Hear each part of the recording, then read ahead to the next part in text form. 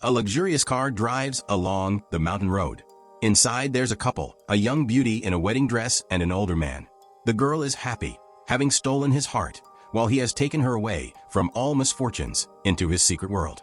Ahead is a house set in a beautiful location, surrounded by mountains, trees, and a blue sky. They are greeted by housekeeper Claire and a young man whom the owner calls Oliver. Elizabeth is enchanted by the beauty of the house, with huge glass windows, coziness, and comfort. At the entrance, she sees wonderful flowers, white orchids and lilies.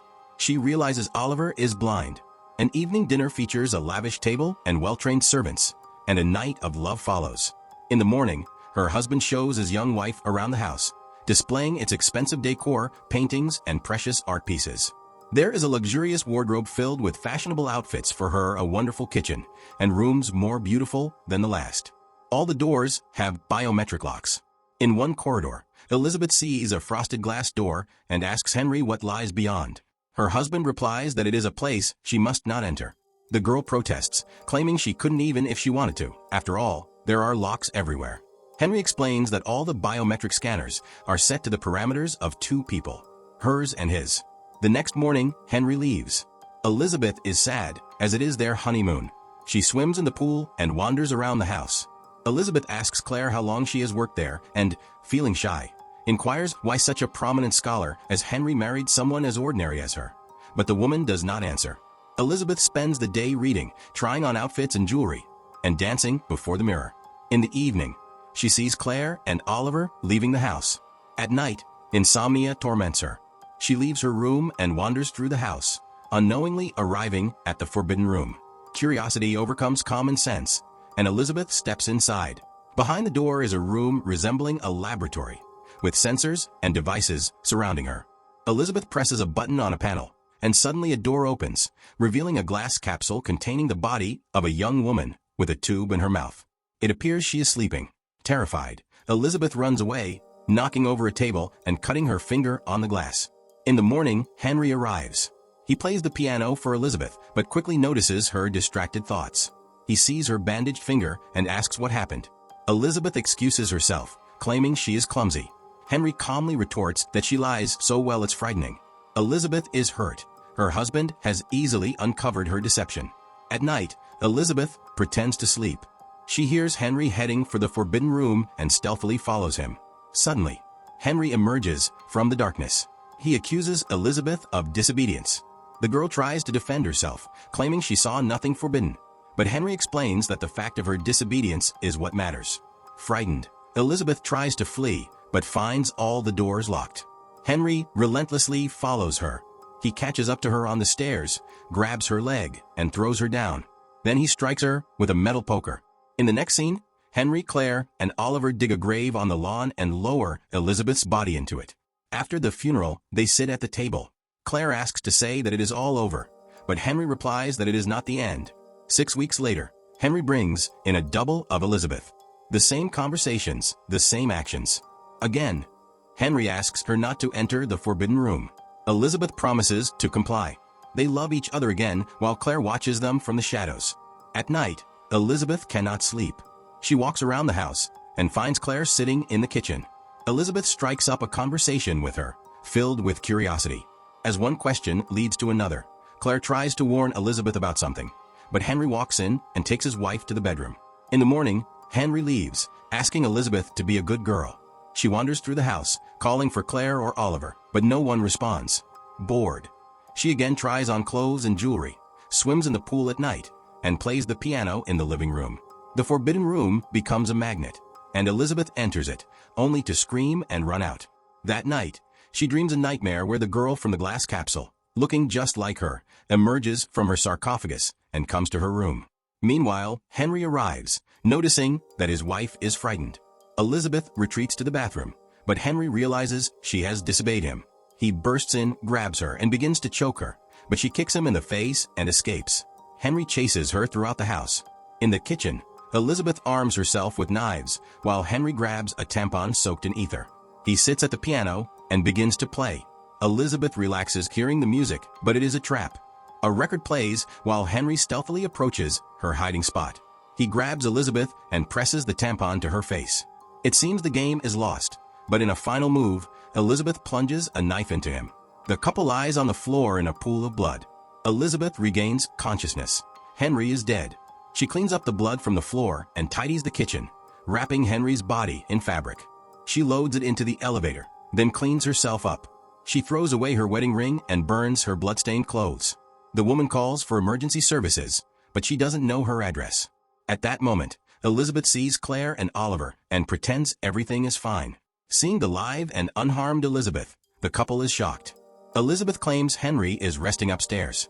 Claire heads to the kitchen, suddenly collapsing from a heart attack. She reaches for the phone and calls for help. The ambulance takes Claire away. Elizabeth tries to leave, but Oliver says he cannot protect her if she goes out the door. He understands that Henry is dead.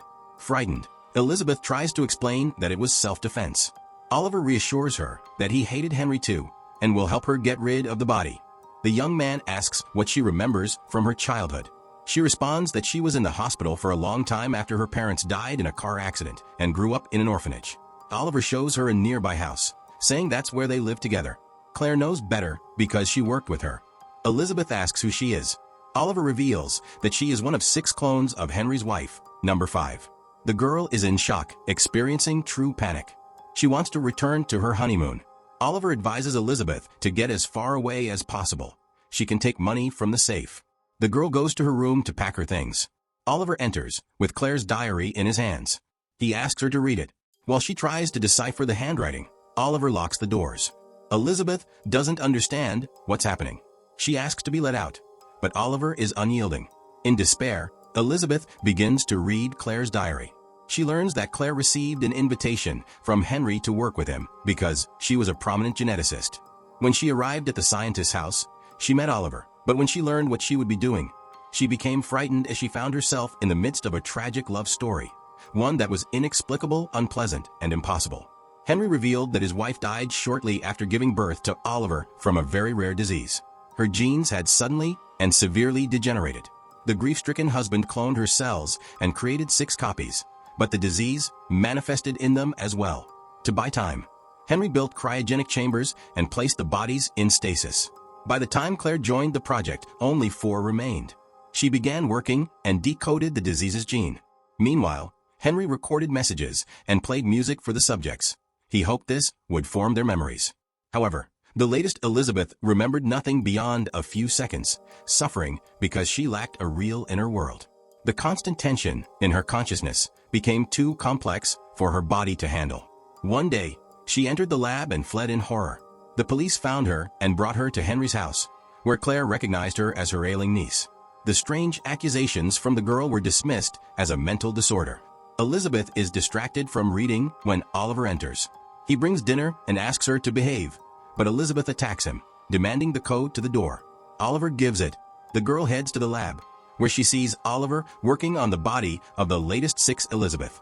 He asks her to support the clone's head while the 5th copy holds up her clone's head. Oliver injects her with a sedative. In a delirium, Elizabeth sees the memories of her predecessors. She wakes up in a room, chained to the bed. She cannot free herself and continues reading Claire's diary. The woman remembers how they continued their research, but a week later, the clone died. Claire realized that neurodegeneration had resumed. She couldn't handle it. Henry was in despair. Nothing was working. He had wasted so many years and behaved like a madman. But Claire counters that he acted like a lover. A relationship develops between them. Oliver enters the room again. He wants to know what Claire wrote about him. Elizabeth explains that Claire began an affair with Henry after the death of the 3rd subject. The woman didn't know that Henry had altered the samples. This meant Claire had no fault. She had managed to stop the disease, and the remaining clones were healthy. Oliver shares that in childhood, he admired Elizabeth because she was the most beautiful being he had ever seen. Yes, he could see back then. The children became friends, which displeased Henry. One day, Oliver saw Henry kiss the girl. That night, the man blinded Oliver. Having recounted everything, Oliver leaves, and Elizabeth continues reading. Claire wrote that she ended the affair herself. Competing with Elizabeth was impossible. Furthermore, Henry spoke about his pain after losing his beloved. Now he dreams of reliving that first wedding night.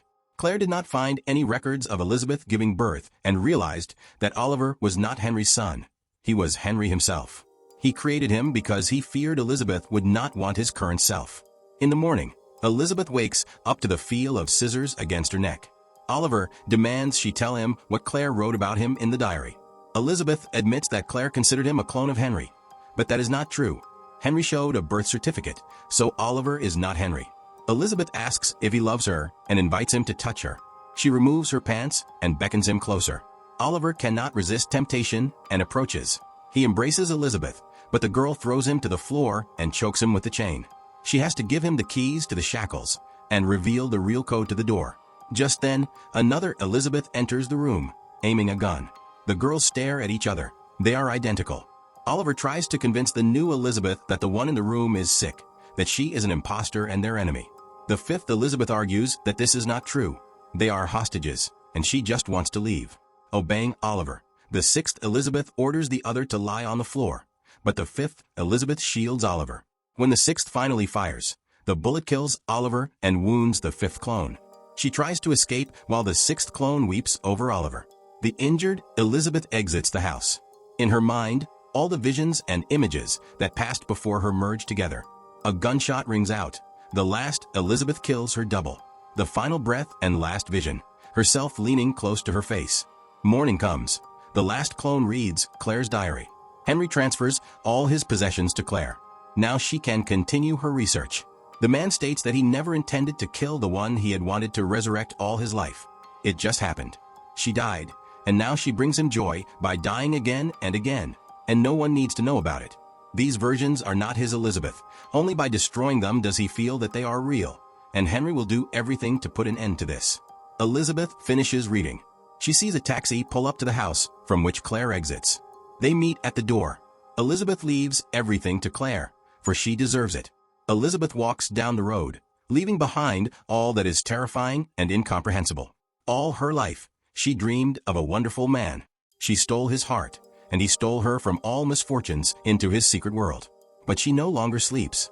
The film prompts a re-evaluation of many things. Above all, ethical questions arise. Can a true scientist, called to improve people's lives, use their discovery for personal gain? Is cloning a person without their consent not a crime? Even the greatest love cannot justify violence against a person. And how can one put up barriers to protect a person from such expressions of passion?